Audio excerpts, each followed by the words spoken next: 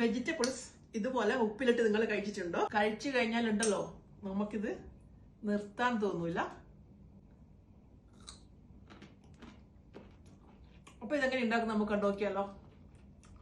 ഞാനിവിടെ എടുത്തിരിക്കുന്നത് carrot, green apple, ചെറിയ ഉള്ളി, കുക്കുംബറാണ്. ബീട്രൂട്ടും എടുത്തിട്ടുണ്ട്. ഈ ഒരു തിക്കിലെടുത്താൽ മതി. ക്യാരറ്റ് ഇതുപോലെ കട്ട് ചെയ്ത് നീളത്തിലാണ് എടുക്കേണ്ടത്.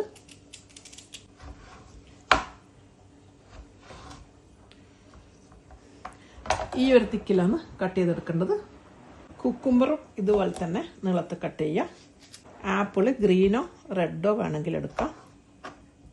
ഇതെല്ലാം ഞാനിവിടെ ഒരു ഗ്ലാസിൻ്റെ ബോട്ടിലിൽ ഇട്ട് കൊടുക്കുന്നുണ്ട്.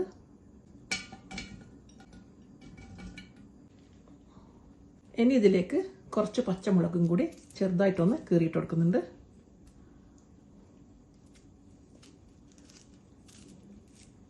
ഒരു കപ്പ് തിളച്ച വെള്ളം ഒഴിച്ചിട്ടുണ്ട്. അതിലോട്ട് ഒരു ഗ്ലാസ് വിനാഗിരി ഒഴിച്ചു കൊടുക്കുന്നുണ്ട്. വെജിറ്റബിൾസ് കുറവാണെങ്കിൽ ഹാഫ് ഗ്ലാസ് ഒഴിച്ചു കൊടുത്താൽ മതി. ഇതിലേക്ക് 2 ടേബിൾ സ്പൂൺ പഞ്ചസാര, 1 സ്പൂൺ ഉപ്പ്,